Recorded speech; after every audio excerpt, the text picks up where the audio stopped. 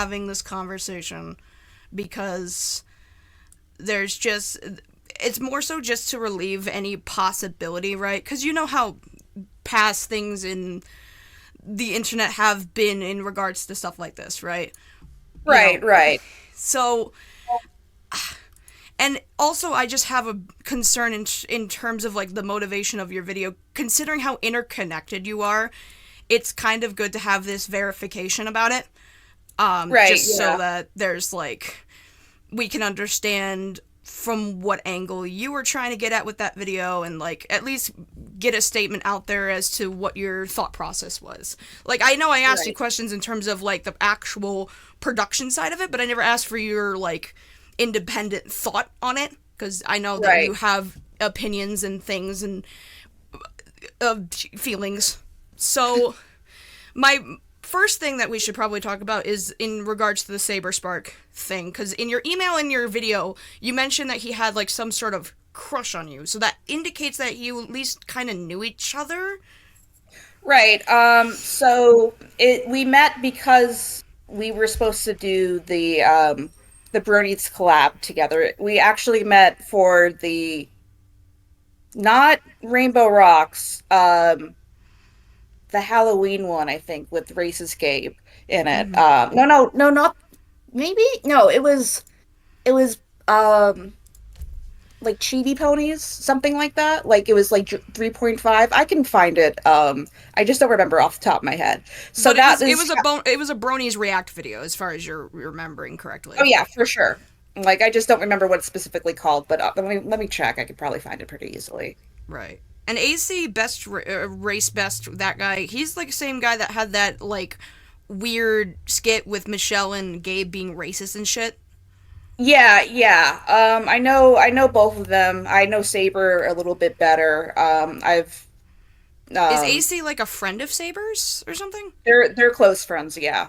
Are they They've still like, friends? to my knowledge, Mm. I don't know 100%, but Race Best is very non-confrontational, Right, right. so he might just be laying low, but we're not Mm-hmm. very close, so I don't know for sure. But were they also at Gabe's wedding? Was he the blonde guy? Yes. Okay, okay. I figured because I see his face a lot, and I'm like, where have I keep seeing this guy's face before? That's Yeah, I why. got When you. I was doing my research, I kept seeing this guy. I'm like, okay, he's the guy that hosts the Bronies React, but he's also at the wedding, I think. So you and Saber were at least within the same circles. Would you guys consider each other like actual friends, or was it more so like you guys just kind of knew each other from like other people? Well, we were the concern that I guess wasn't clear in the video is that we were hanging out independently of production of the Bronies React stuff. Okay. And what I thought was a friendship thing, I think he was trying to, I think, feel me out as far as romantic stuff. But that's a history Saber has. He like I mentioned in the video, but just to be more specific, I know his last girlfriend before this one, he also met at a con and was a cosplayer. I'd never met her. I just know of her. Mm-hmm. So, again, the pattern of him using, I don't want to say his influence, but whatever it is to to use it to get girls, I guess. Mm-hmm. Here it is. It's My Little Pony Generation 3 reaction. Okay. All right. So you were at least friendly enough with them to consider them like at least like would you, I guess, to get to specifics of that, is it, would you consider them like an actual like friend outside of work, or was this like a work relationship kind of thing where it's like, oh yeah, he's my friend but just from like job stuff? Um, I guess a little bit of both. So because we didn't really have, like, during that period of the videos in between, we were hanging out pretty, not regularly, but like a bit. He wasn't in college and I was at the time, so he'd drive. I'm not going to tell you what city it's in, but Mm-hmm. yeah, he would drive to see me a couple of times. And there was one time where I was at my parents' house and he drove to my parents' house. How So much older is Saber in comparison to you? Because you said he wasn't in college, but you were. I'd have to look it up. I'm 31 right now. Okay, he's like Uh, 35, I think, isn't he? I, yeah, that sounds about right. Saber Spark age? Oh, Question. 36. Okay, so he's like 5 years older than you are. Mm-hmm. Okay, so what was like the first like what was the date or at least the year it was that you guys actually like first met in person? Because like the whole Bronies React thing was in 2014, but you guys were at least still talking online through, I'm assuming, Skype, because that seems to be the only thing that was Yeah, available. yeah, yeah. So we met for that this video. So I remember like there was a trailer for this project, and Saber was going like we were shooting in a park, and Saber was going around in like a pink wig Mm-hmm. and like doing a Pinkie Pie bit from what I remember. So that's still up, so you can go find that. But that was the our first time meeting. Okay, and what year was that? Whatever the videos say, so it looks like it's 2014. Okay, so this is all 2014. This is still after 2012. Okay. So I guess this is the question I had when I texted you originally that we got in call for. Was there anything that they particularly, without revealing too much, was there Right. anything that they said when they told you this story that made you be like, oh yeah, no, this person's telling the truth, or? There's a lot of things that make me feel like they are telling the truth. I think we discussed this before, but I had even heard, I forgot, but I had heard whispers of a conflict between Saber and their partner over time, Mm-hmm. at the time over this. So, but I didn't remember the context. I didn't know who they were at all. So I've never met them in person to my recollection. Mm-hmm. Um, but so when they came and they told the story, I was like, oh yeah, I vaguely remember hearing something like this. So there was that. It was, and then our um, experiences with Saber matched up pretty closely, where he would um, pose as kind of the, friendly fanboy essentially to the fans. Um, and then he would kind of use that as a stepping stone for like to seek romantic intentions. Okay. So that that matched between both of us. Right. You said you don't remember any specifics about like the whisper. Do you was this because this whole thing where you finally were meeting Saber happened 2 years after it initially happened? When Mhm. you mentioned whispers, are you talking about like was this ever like in discussion ever or? Um, Without giving too much away, my generalized friend group and the partner were discussing it, but it was stuff I overheard, not stuff I was directly told from my remember. Yeah, it was at least 2016, 2017. Mm-hmm. This stuff was so. Yeah, hard to remember, but I don't think I was ever told directly. It was just kind of like a he said, she said kind of thing, because as the assumption is going right now, Saber assumed he had consent to do it and it was consensual, and he didn't understand why the partner was mad at the time. Okay, so you mentioned he said, she said, and he having like a consent thing.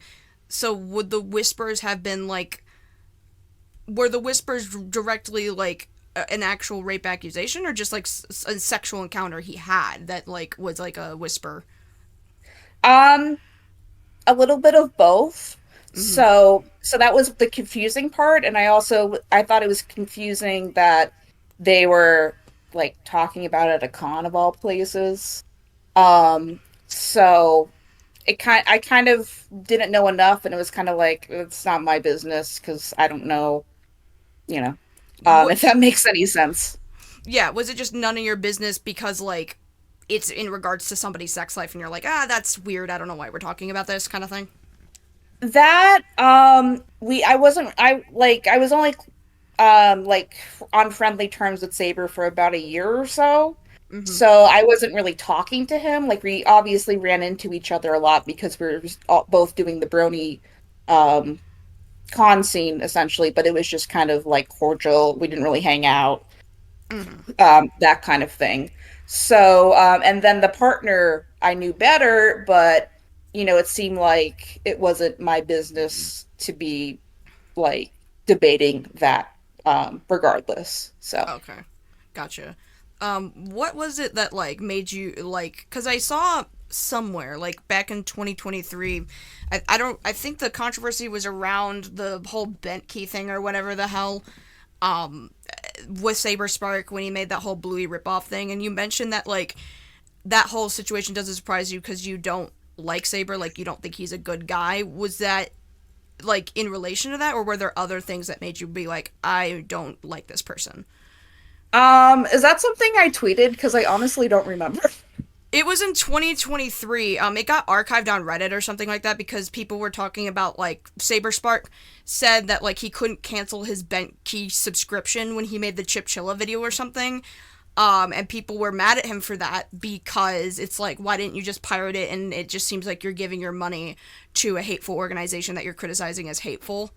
So Hmm. that was the context of it. And you said something along the lines of like, this doesn't surprise me. I don't know if you got added or something, but like you're like, that doesn't surprise me. Saber doesn't. It was not. I won't like. Yeah, it was. Basically, it was like I won't get into too much details, but from my recollection, Saber's not a good person, sort of thing. Yeah, I didn't know about this like the hard rape stuff until relatively recently in the production of the video, but I think we talked about that a little bit, the Yeah. timeline of that. Right. So, it was in relation to how he treated me, Mm-hmm. and specifically like once he started date like it was just kind of weird stuff once he started dating Gabe's sister. Like he I didn't really follow it too much, but like um I know it like I think he'd like do things like compare himself to Gollum and be like, I'm so lucky I have, a girl even though I look like, a butt essentially. So things like that. He got really obsessively into that relationship from an outsider's perspective. Like he just stopped, got in, yeah, just kind of lost contact with everyone, it seemed like. Gotcha. Okay. Um, with Gabe's sister. And then I remember Gabe and him had some sort of argument about it near the end when they broke up.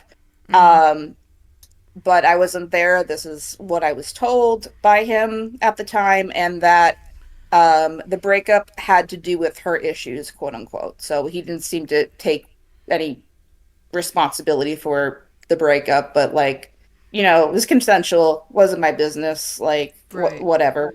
Was he dating Gabe's sister around the time that like you heard those like whisper rumors, or was that what that was in relationship to? Or I don't think he only dated Gabe's sister for like 6 months, so I don't think oh, so. okay, okay, got you. So like, just because I'm confused by like, not to get into specifics, but like when you said like whispers about that, like I'm just trying to get into like a specific No, without no, I revealing get too you. I much. get you. Was the rumor thing that you were talking about like a cheating thing? No, it was so like this is again, so I remember the partner and Saber kind of discussing it at a con, and this is kind of what I heard overheard specifically. Mm-hmm. So it was them confronting Saber because the rape victim felt like it was a rape, and the partner Okay. was obviously mad about that. And I'm sure Saber played it off. Oh, so he was confronted. That's what this Yes. was. Oh, okay. So, okay, that would make sense because from the what was it? Who was that? Jessa girl or whatever the hell, and Amy that was also on Twitter or Blue Sky or something, and they said that like this person told them about this back in 2013 or something. Like they opened up in 2013, I believe. Hmm. Okay, so then at the con, which would have been 2014, I'm assuming, is when this was It was whatever. one BabsCon one time. So I think it was my first BabsCon, so that sounds about right. Mm-hmm. Um so Was BabsCon at 2014, or was that the year after that? I think it was that it was mid 2015 then. So yeah, it was 2015. So after it we had our friendship, whatever you want to call it. okay. So it would have been 2 years after they started telling close people about it. Okay, that makes sense. Okay, so just timeline thing. Saber had two incidences in 2012 that he thought were consensual, but apparently weren't. Victims started opening up to people in their life around 2013, and then in 2015, there was that whole confrontation you overheard. But you specifically only really knew Saber around 2014 for AC Best Race whole video and that thing. That's right. No, yeah. So like we were introduced because we realized we lived together, so we or not lived close enough for to drive. So so I guess that's I don't remember the specifics, but that's how the trailer for Generation 3 was decided because we could both shoot it together. Mm-hmm. Like so. Um Yeah, but again, like my thing wasn't really like it wasn't anything like rape. I just thought he was like kind of playing me along a little bit. Right, Um, right. but so it's like I just kind of chalked it up to like, maybe he's just, A I weird, don't know actually. I don't know. I a guess weirdo. like weirdo, like why is he only like it was naive of me, I guess, to think that maybe like we could just be friends. But to be fair, I also have a lot of guy friends as well. Sure. But yeah, like that's yeah. Did he like ever give you into like? I guess this is a weird question because you keep saying that like the way that he like went about asking. I guess I can check back in the chat. Right. What you said about that. I'm trying to look back at what it is. I like have it shrinked down. No, I got you. Yeah, That's why I during the time, suggested we do a call. during that time, yeah, it's so much easier for me to remember shit. I mean, I have an okay memory, it's just not fantastic. So it says to clarify, during this time, he would ask questions like, "We are just friends," right? Like that seems so weird to like kind of randomly bring up. Was that just kind of his flirtation style or something, where he would just kind of drop in, "Yeah." Like you know what I mean? Like that reads to me like somebody who doesn't know how to flirt or something. Um, yeah, I think what happened, and my parents have met Saber Spark, which is great. So, like, I've been able to describe this as like, remember Steven, that guy that came over the house one time? Oh God. Um, no, I mean, this is kind of a side thing, but like, we were having like chicken that night. I don't really like my dad's chicken. And he was like, I'm just gonna take the littlest piece ever because he was trying to be, I guess, overly polite. And my dad is like, what the fuck is he doing? Like, just take chicken. Right, So, right. yeah, kind of weird. But yeah, that's how it would he'd phrase it. So he asked me that like two or three times Mm-hmm. via Skype. Um, and I didn't think anything of it. I thought like, okay, that's a fair question. Like, let's put some boundaries in. But I remember like when we went out, like he'd um he'd really offer to buy like whatever it was or whatever. So I guess again, I was stupid about that too, but what are you gonna do? I mean, that could also just be like a chivalry thing where it's just like men's gotta be Yeah, chivalrous, that's so they what I gotta like, assumed. yeah. Yeah. Yeah, that's what I assumed, or he was just trying to be like establish a good business relationship too by like, and he knew I was in college, so I didn't have any money kind of thing too. So there could have been a multiple things. But like what I thought was setting boundaries from the beginning was actually him just trying to kind of poke at me to see if I was willing to change my mind. Gotcha. Okay. So when that whole thing with the Chris thing happened, just to clarify, was he like super good friends with Chris or anything, or was he just kind of like going off on you for something else?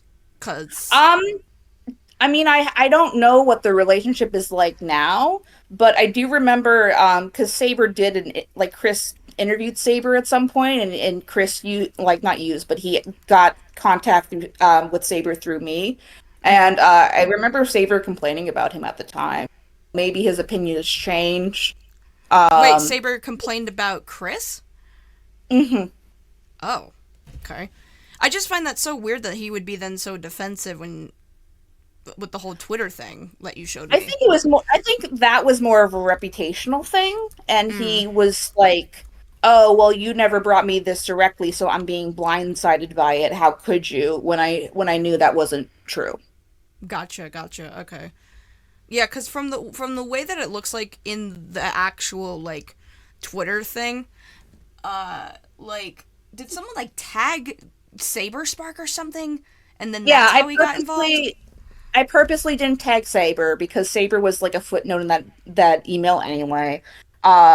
And so the the context around that was just to be clear. So I because of my personal experiences, I did not feel comfortable going to Saber directly to talk about Chris.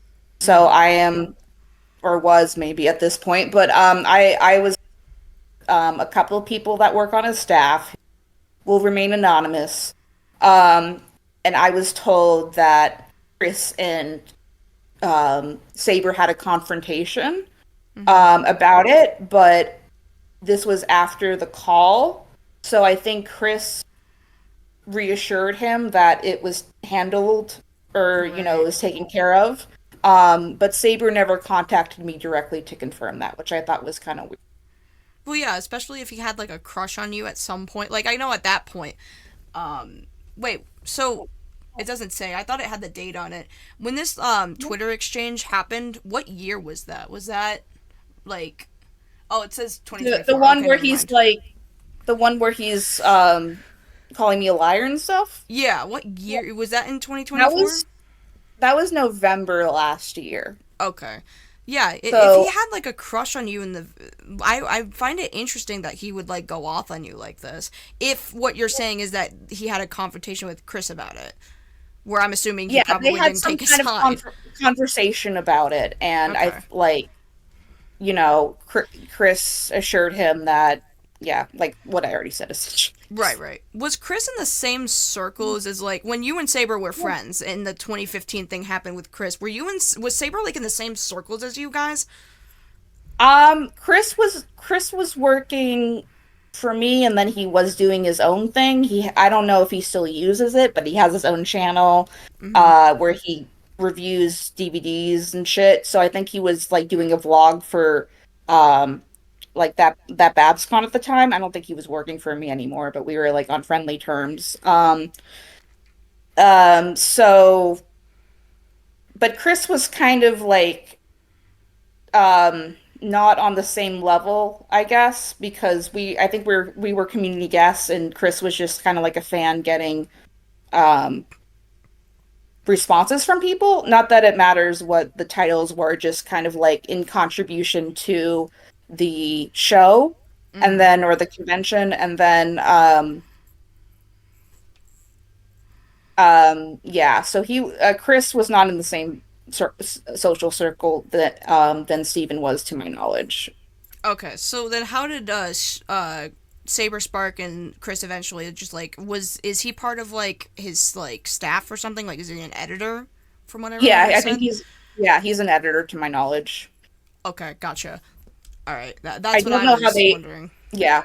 I was gonna say I don't know how they got in contact again once Saber started making like being more productive as far as making content. He switched from Brony guy to cartoon guy, Right, but I right. imagine Saber like put out like, "Hey, I need editors. I'll pay you," and he raised his hand. Was there anybody else that Saber had on his editing staff other than Chris that like he had issues with? Well, I wouldn't say he had issues with Chris. I think there was an issue with Chris, but it didn't Okay. seem like he particularly cared. Um, Not to my knowledge, no.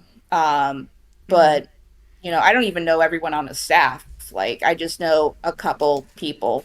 So Right, because like this is unrelated. I was just curious because like I don't know if you know this, but Saber Spark has a Kiwi Farms. Not that that matters because the most that they do over there is just kind of bitch that he's a liberal that likes Bluey, and it's like I don't fucking care. But they were talking about Cosmodor at some point over there. Were they like friends because they were in the same circles as like Cartoon Bros or what? yeah, I don't watch and have never watched Saber's content because, like, I think I said in the email, quote unquote, you trigger the shit out of me. Uh So, huh. a lot of I mean, to be blunt, like, you feel like you're friends with someone, but then they only want to get in your pants. It will kind of like make you mad at them. Um, Right. Sure. but like you're the first one that's brought that up, and I was expecting that to be brought up sooner, but I guess that just shows you how bad the fucking video was. But yeah, I don't know the details. I just know what the public knew. He was an editor as well, I think, for Steven. Okay. He got fired because of creepy things. That's why when my original assumption dealing with all this is that Chris would be fired immediately because he would be a PR problem. And so DA Games had to check if Chris was still employed by Saber, and Saber said yes. And that was the context for that cease and desist, is they checked to see, because I was like, oh, he like Saber fired him. And Mm-hmm. then DA Games is like, no, actually not. And I was just like, oh, that's disappointing. But Okay, I got you. So, when it comes to like Saber and DA games, I guess I don't really understand because DA games for me is all has always just been like, oh, that's a YouTube channel that's ran by a couple people. Are they like some sort of like LLC that's like works in tangent with Saber or something? Like is Saber under like any sort of contract with them? Or are they just like in the same like work circles or something? I well the connecting factor is Chris. So the originally the video was about Chris, and then Saber would have a footnote saying, "Oh, we told Saber, he got fired." Cool. That was supposed to be it because that's what I assumed would happen with Saber. But I don't think they have any. I don't think they have a working relationship at all. I know DA Games has an LLC, and I think they have four members of the channel. I think that was covered a little bit in the video, Right. but I don't think they work with each other tangentially. But the difference is that um, I don't think Chris has a presence Mm-hmm. on Saber Sparks whatever stuff, but he has a presence in the DA game stuff. He's on camera. They'll do like let's plays where he's on camera, based on the footage we had to get. So. Okay, so before you decided to have like the feature of this victim's testimony, right? Like, cause you got this information like later in production, right? Like I Right. think we discussed March or something. Is that from the last call? Yeah, that sounds about right. I think I Okay, started talking for late February or early March, yeah. But I can always, okay, yeah. gotcha. So Oh, before you had before this you person's testimony, why is I getting reverb? That was weird. Before you got this person's testimony, your entire video was originally just supposed to be about DA games, and was Saber supposed to be more like a side, like a little side piece to that? Because like without the victim's testimony, the majority of what you have in front of you to work with that ties Saber into all of this is just that he was like an asshole on Twitter. Like not to seem um rude in that sort of assumption, but like no, it's I gotcha. I gotcha. So, well, yeah, let me be clear. So, the stuff with DA games, I guess just to be clear, was things like sharing lolicon in places they had access that children had access to. mm-hmm, Um, like I think the testimony in the video about Chris telling a bestiality story to a minor or a joke or like flirting with her, I think, or something like that. mm-hmm. Um, and then the grooming that was in the DA game space that they refused to do anything about from Got from you. my knowledge. Okay, so your original video was mostly just about DA game. So this is how I'm seeing it, right? Because I made a video with the Black Griffin stuff, and my whole thing with even including Saber Spark was just like to showcase. Well, he defended him for one, but also it was more so like the main focus should be DA games, but because people asked Saber Spark, he replied, and that was more to show it up. Not to say he's as bad as Black Griffin, Yeah. but to say that that's a little hypocritical. When you went into the DA games thing and saw that Saber Spark was tangentially kind of involved through defending Chris, was that supposed to be like before you learned the victim's testimony was like, oh, this is an example of Saber Spark defending creepy behavior and that's hypocritical kind of thing? Yeah, on top of the like well, I mean, he like from the knowledge that I know, he talks openly about how he doesn't defend lolicon and thinks it's disgusting. Mm-hmm. Chris was sharing lolicon on top of the sexual harassment story, which Saber never asked me about for whatever reason. Um, But he and confronted then Chris about it, but he never got your statement on it. he never, no, he just took Chris at his word for it, that it was Oh, handled in Chris. okay. Yeah. Right. I'm Um, getting the indication that this video before the accusations obviously was supposed to be more so like a showcase of more hypocrisy on Saber Spark's end. yeah, and then the issue of the Twitter thread where he was basically morality shaming me, Oh. but he didn't know. Like I think that the whole reason Saber even knew about Chris's the sexual harassment stuff was because I told his staff, and he did not make the connection um that this, like, I was the one who told the staff. This was just something that was going around because we did release a safety report about Chris. Mm-hmm. Um and didn't, like, I think it's in the Twitter thread. I said several times, like, we can DM about this. Like, let's not, like, Mm-hmm. let's not do it this way. And then he kind of refused. So Gotcha. Okay. I see. Okay. So right. So my assumption in that is correct is that this was supposed to be more of a showcase of him being a hypocrite again, kind of yeah, thing. and using his platform to gaslight. Um Gotcha. So when you did like, oh, am I getting whatever? Oh, When I should add too, that was originally the tone for the piss on the moon bit. So I didn't think Saber was, like, he wasn't guilty of, like, anything too bad at the time when we conceived that. It was just kind of him not taking his responsibilities of being Chris's boss um seriously. right. Um on top of the Twitter stuff. Gotcha. Okay. All right. So I have to ask this, right? Because like obviously you're very interconnected in all of this. In terms of like you used to know these people, right? You used to at least consider them friends. Did that ever like? Did you ever think that that should have at least deterred you from at least trying to make this video just because of the personal connection to it? Because it might, you understand that that could kind of make you seem a little biased towards what you're talking about because it's like, well, I have Right, a right. personal wrong against these people and now I'm getting all of these stories like you can showcase obviously like him being an asshole to you on Twitter and whatever the hell, like that's a thing that's like people can view and see, but from your own like personal experiences, did you not think that maybe it's like I might be coming across as a bit biased and that might deter like the direction of the video? Um,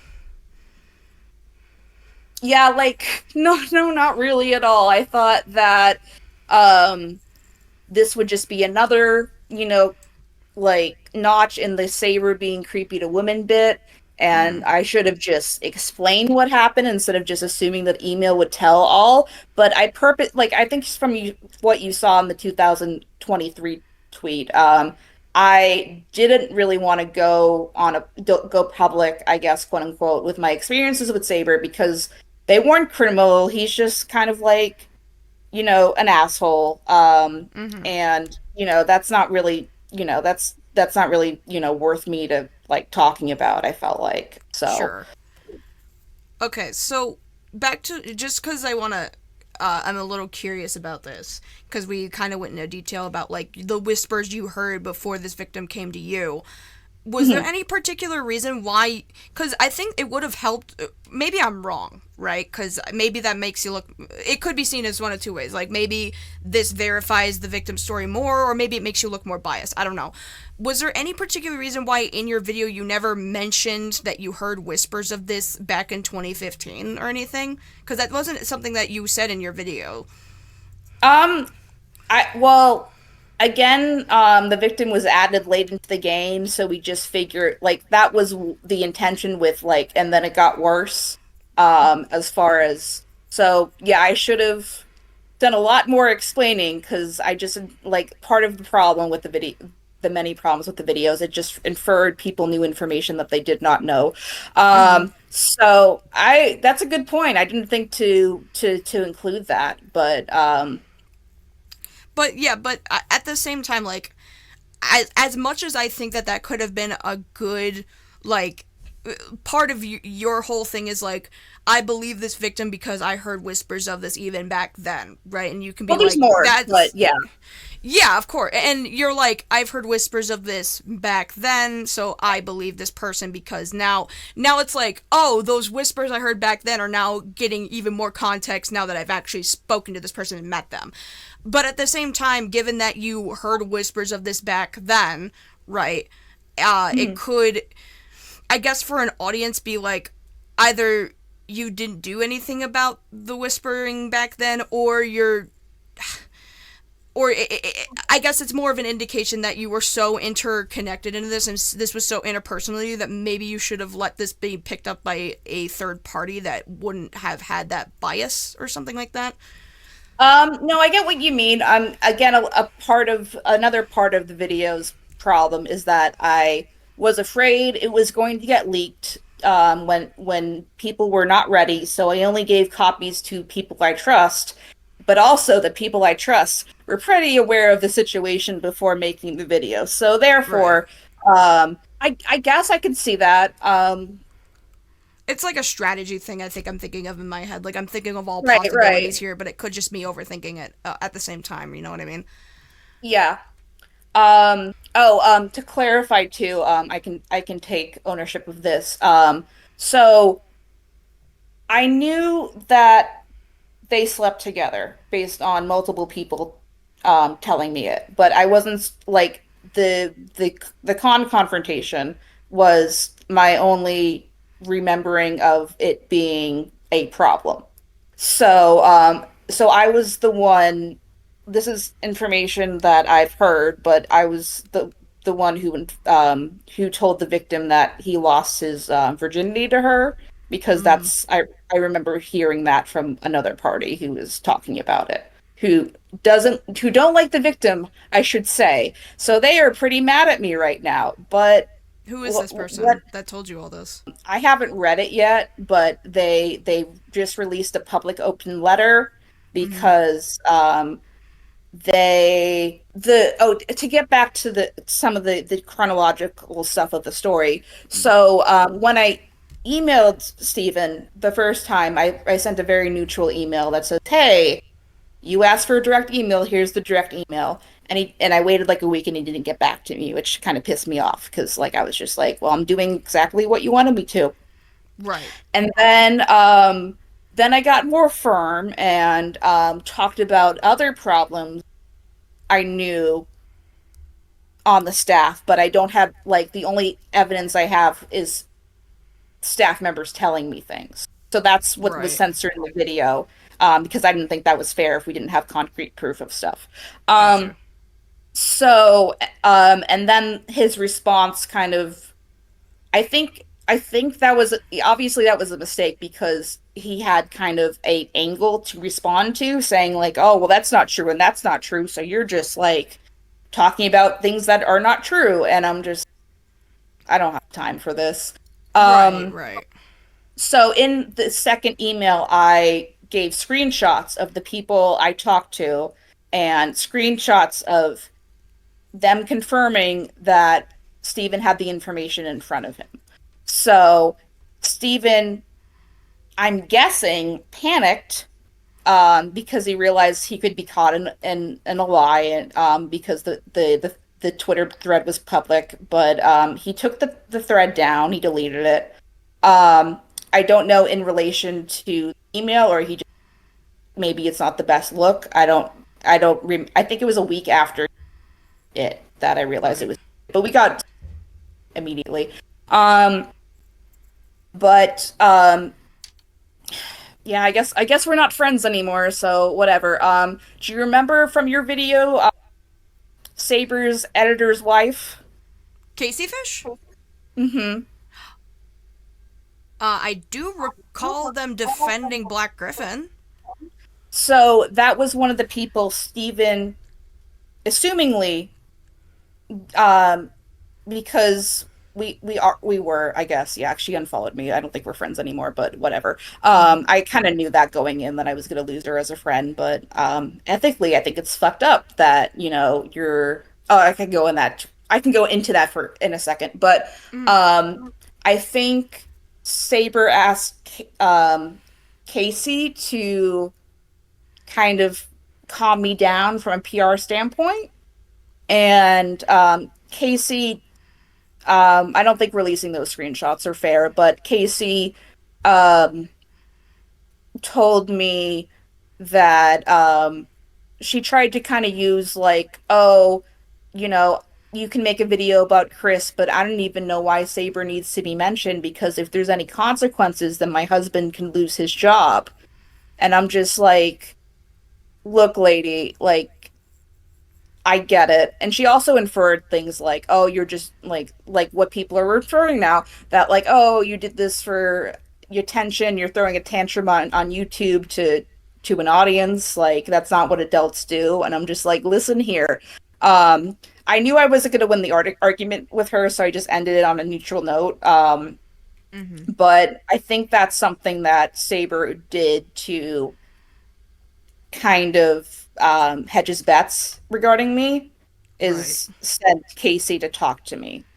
Because, I did try to ask her what Saber told her directly, and she kept on dodging that question. So, um, Like in I, regards to what? um, so I proved that I had the screenshots. He knew I was making a video about Chris, but to his knowledge before then, he wasn't going to be mentioned in the video. Right. The emails can confirm that that wasn't the case, and he freaked out, and I think he asked Casey to intervene. Not sure, but pretty sure. And then Casey would not tell me what he said, but I'm sure Steven villainized me and said, "Oh, she's just a bitch. She's gonna do this for clout, and she's gonna ruin my reputation, and blah blah blah blah blah blah." Whatever. So that's what I assume happened because her tone was very like, this is an immature thing to do. And I'm just like my gecko, because I had a conversation with one of the people that helped me write the script for a long time about the ethics of, should we bring Saber in for something, but then we kind of realized, Chris is his employee, he is responsible, he's responsible for the gaslighting, like he doesn't get a pass because he's my friend's husband's boss. That doesn't make any sense to me. Right. And by the time that you're having this conversation, this back and forth, like you weren't discussing just the whole rape thing with them. You were talking I specifically don't think just I about was aware Chris. of the rape thing before that. Okay. So most of your confrontations through email with Casey Fish and Saber were just about the Chris stuff. Did you ever Um, like talk to Saber about that? By the way, like before your video came out, did you um, ever like went to him and like, hey, do you ever like something to say about this or whatever? um, well, yeah, I can answer both of your questions. So I did talk to Casey via Discord, not email, but Oh, okay. so I emailed. Yeah, so this out of response to the second email where he said, "Hey, I got screenshots. Here you go," like what I said on Twitter. Right. Um, so what was the second question? I'm sorry. Well, I was asking if you ever actually like before your video when you were like Oh, putting that together oh, and you got the news about the rape thing. Did you ever talk to either of these two, Casey or Saber, about this allegation before?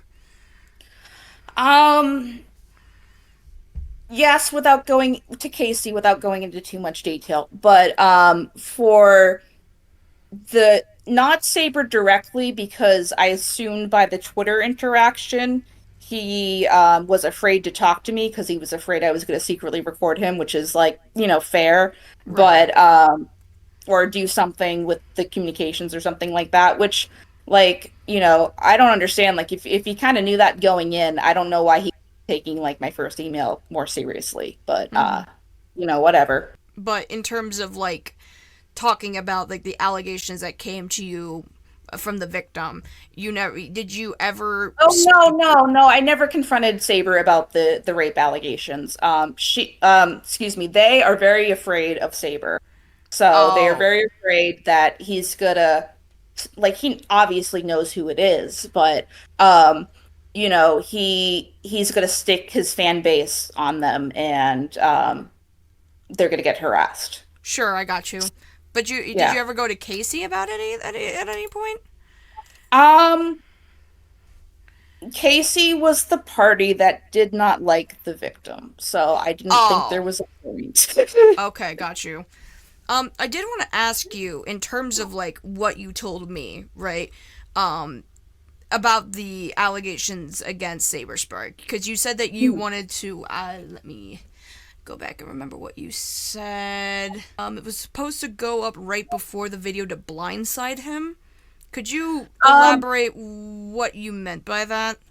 yeah, yeah. So the idea was, like, if the statement was just on Twitter, he would have more control over public knowledge of it. But if it was on Twitter and in the video, then I was hoping that we would get to a wider range of the public before he had time to respond.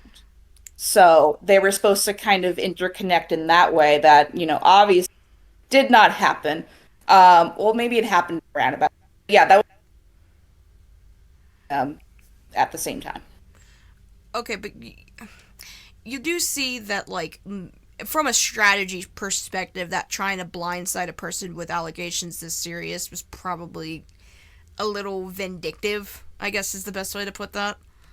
Um, yeah, I can see that. I guess at that point with, like, I knew, like, Saber was not interested in talking to me about the Chris stuff. I was very clear in my last email that I didn't want him to contact me because they didn't. Um, so it didn't seem like that avenue was open. And Right. even so, not that like, I get what you're saying, not that it's okay or anything like that, but Sorry, you're cutting out a um, lot. oh, sorry. Yeah. Let me close the YouTube. Maybe that will help. Okay, is that any better? Yeah, I don't know if it's probably on my end too, because God knows that every time I enter into my living vicinity, it's a fucking Bermuda Triangle, and I never have good connection ever. But Right. but yeah, you do understand that like the way you worded that to me is a little bit of a red flag, right? Because like if you're going to like post serious allegations about somebody, first of all, you have to like present them as like giving them a chance to respond to them on a legal precedent for one, and for two, like if there's like not that I'm saying that I don't believe anybody in this story. It's usually on the safer end to try to believe it until further reason to not believe it, right? But you Right. do understand if there's any chance in hell that this isn't true, that then you using these to blindside somebody off of the present that you think they're telling the truth but they're not real could get you into some really big trouble, right? Yeah, no, I understand that. I think it was also a conversation that she's afraid of Saber. Mm-hmm. So, I think that was a consideration, but yeah, they're very afraid of Saber. So, I mean, I which, understand that, but like, yeah, from the perspective of this person violated them, of course they'd be afraid, but they it could be just the possibility they're afraid that like maybe their story won't add up. You know what I mean? Like it's a right. thing of No, like, again, that's something I probably should have done. You're right. but I mean, not that I, like I said, it's usually on the safer end to like at least believe it. Because if you don't believe and you're like, nah, you're a liar and you're wrong, and you turn out to be incorrect, then you just look like an asshole. But at Right. the but at the same time, it's one of those things where if this person's like lying to you about this, it could set you up into some real deep shit. Yeah. Yeah. I get that, but I still believe the victim, so I get you. um yeah. I'm very sure it happened. I'm not 100% sure, but based on, you You're not know, 100%. well, as in I don't have like there's not like evidence of it, Right. um kind of thing. But from everything I've been told, his behavior matches, stuff I've been telling you, it seems Right. to make sense to me. Okay. So you just believe it on like a personal experience level sort of thing? Um, the fact that this was something that was being talked about a while ago, on top of the experiences matching, yeah, I guess those were the two things because I didn't really, at least from what I remember, I don't think I really talked to the victim much until like they wanted to tell me the story, and I helped her. To be clear about this because this will be a big thing. I did give her tips on her testimony. I did not write it. I just provided some feedback, very little feedback, Gotcha. um, and formatting. Um, so So it wasn't like one of those things where you wrote it for her or anything. no, I don't like you. Like I may be like it seems like I may be stupid based on everything that's happening, but I'm not. That's one stupid thing I didn't do. Right, like you're not outwardly malicious. You're just kind of. I feel like because you're so interconnected into all of this that. And forgive me, I don't want to make any assumptions of your character, but this is just what it comes across to me. That because of how interconnected you are with Saber, and then getting this information from the victim, it kind of was more of like a Did it feel like validating for you to know that like this person who you already didn't have good feelings about was now suddenly like slapped with something that is like objectively you can be like, okay, this is a good reason for me not to fucking like this guy. You know what I mean? Um, I guess. I mean, it was the experience of talking to the victim the first time was more of like, oh, someone else real like understands what we've gone through because we both had like those kind of experiences with him. But it was also like really emotionally draining. Like I had no idea like it was going to get this bad as far Mm-hmm. as like I said before all this, the most I thought is Saber just kind of wasn't thinking about how his actions or lack of actions had any long-term consequences. Gotcha. So, like that's not a crime. That's just kind of like, not putting things in priority correctly. So, Right, yeah, and like we already mentioned, like before you even talk to this victim, the most like when you were going through this video and talking about DA games specifically, like the most you had at that moment really was just like Saber Spark's just kind of an asshole. right, right. And actually, how I even victim Oh, hold was, on, you're breaking out one more time. You didn't say anything important. You were just talking. I yeah, think. it's all good. Okay, you should be fine. Okay, what I was saying is how I got in contact with the victim originally is that um, Brony Fandot was in my server for because we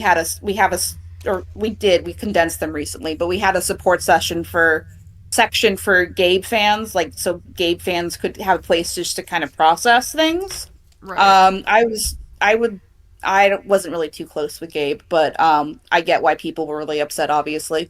Um, and I ended up talking in the video or about the video in a voice chat concerning the Gabe stuff. And Mm-hmm. Brony Fandot was there. And he thought it was interesting because I assume at that point he was aware of the testimony. So he told Amy, the person on Twitter, that I was doing this, and then Amy helped me get in touch with the victim.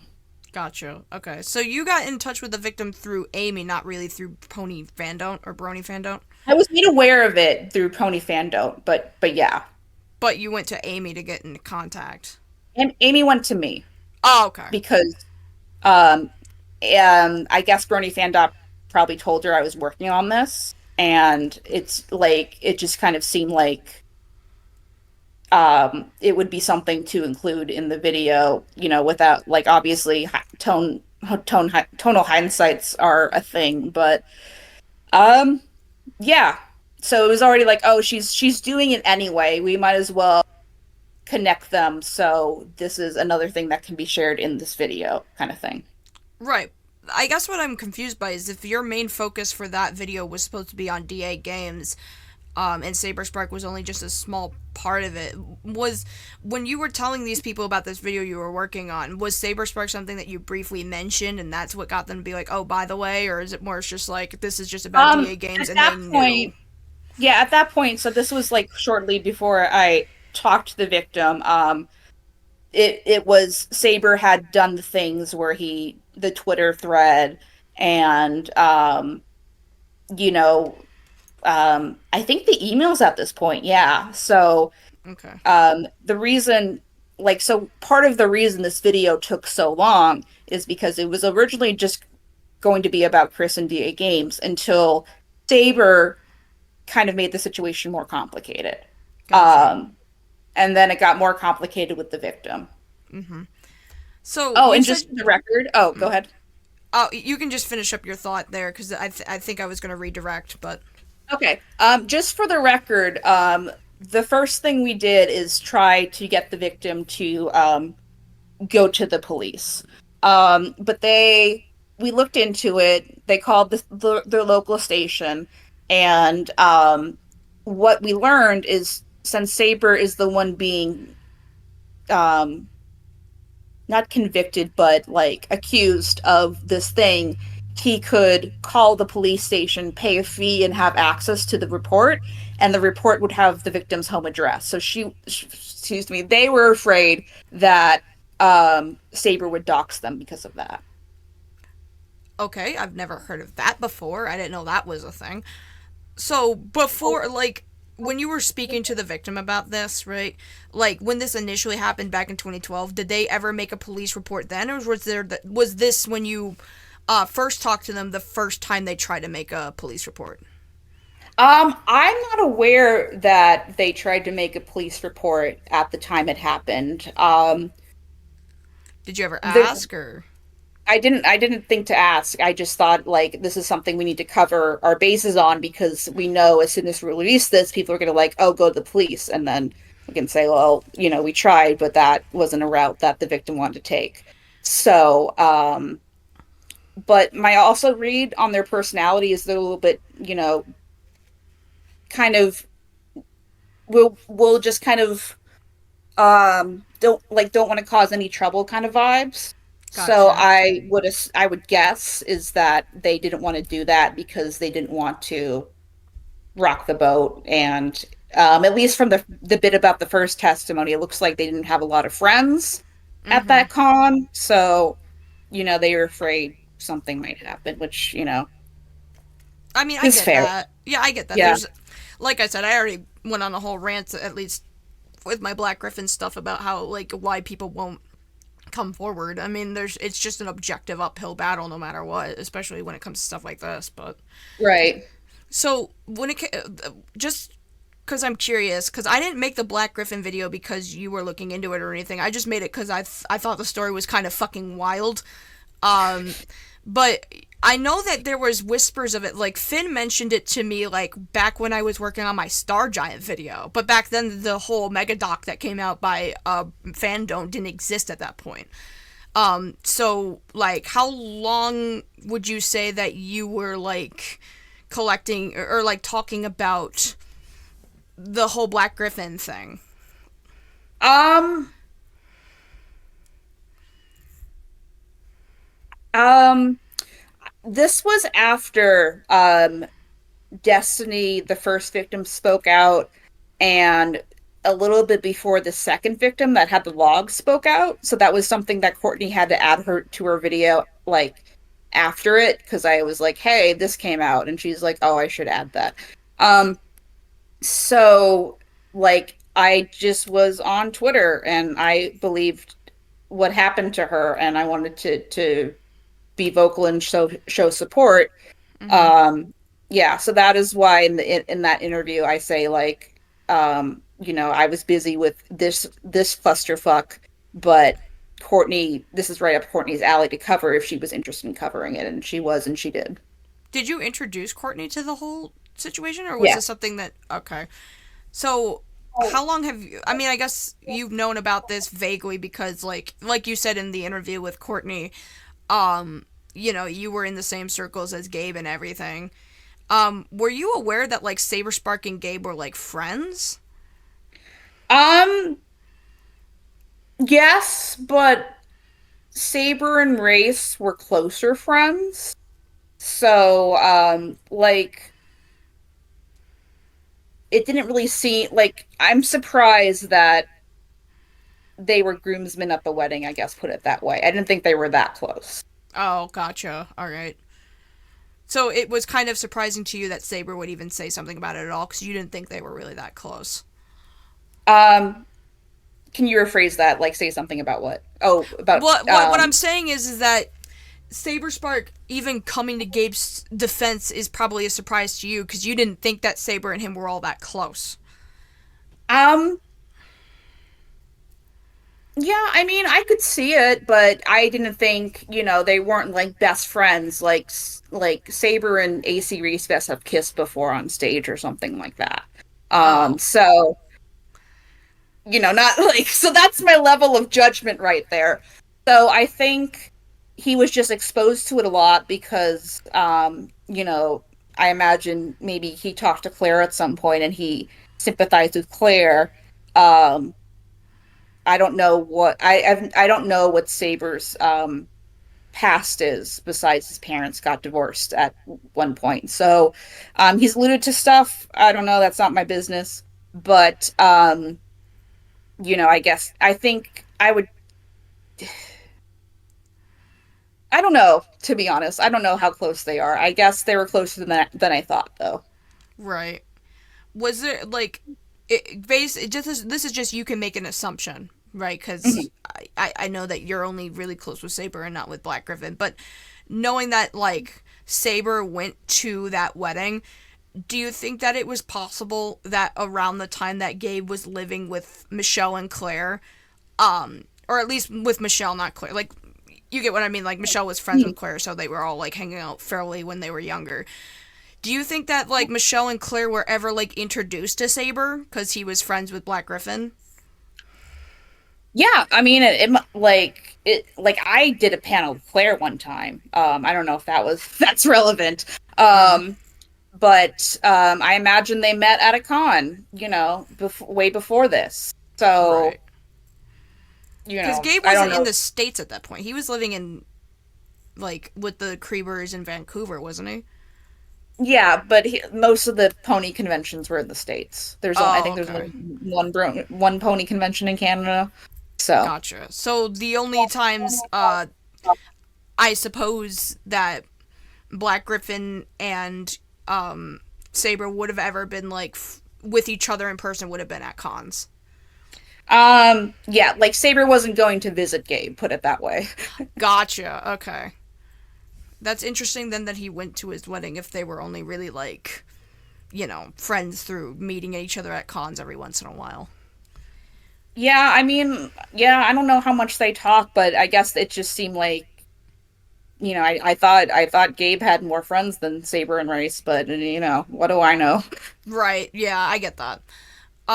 So the Brony Fandom account came forward to you and let you know about like the whole victim thing.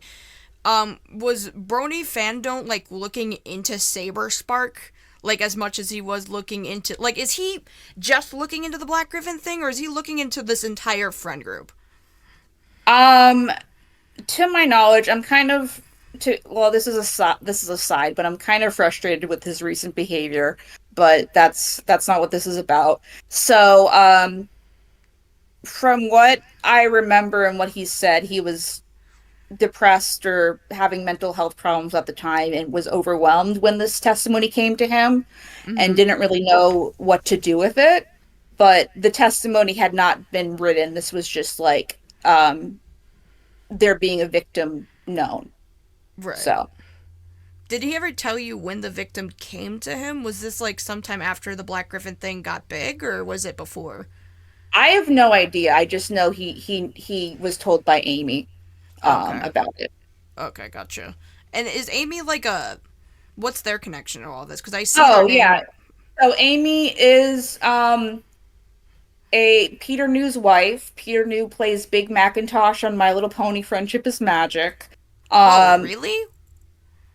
yeah, well it gets funnier. So they actually met because Peter was going through a divorce and she was working I think TrotCon, one of the pony cons, and Mm-hmm. that's how they met. Oh, okay. That's interesting. So she's married to a My Little Pony voice actor. Hmm. Okay, so how does this my wife of a voice actor know this victim then? Just because they're all friends, or Um, yeah, I mean, like because of the timeline, obviously, Saber was doing cons before I was on the scene doing cons. So I right? imagine you know, like logistically, the people that cost the con the least amount of money to book, it's easier. So I imagine maybe Peter was one of those categories um, for whatever reason.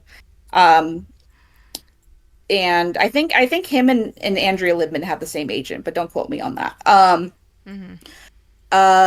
So I imagine they met through conventions as well. Peter's just a nice guy. Like he'll talk to people. He's talked to me before. I'm not really close with Peter though, so Okay, I just know of his nature. right. So correct me if I'm wrong, because like I've been to cons before, right? And I've been not part of panels, but I have friends who are in the panel spaces where they'll get panels to cons and stuff.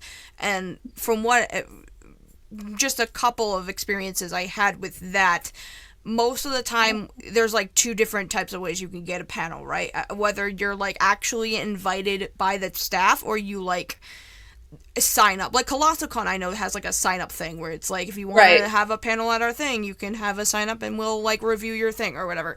So, Hmm. was Saber Spark one of those like invited people to cons, or did he like sign up for panels? Um, I imagine at first he must have signed up. I don't know how the I don't know the history of the community guest status at pony conventions, how that developed, to be all honest. By the time Mm-hmm. I was there, it was already developed. This was kind of a side tangent, but BronyCon was known for infamously not willing to sponsor any community guests because they just assumed that people would go for free because it was the con to go to, which is kind of correct. Mm-hmm. So Saber had to make a point because they do this improv show that I think the non-consent clip is from, where it's Oh, called, yeah, it's called Whose Line Is It Anyway, but it's Hooves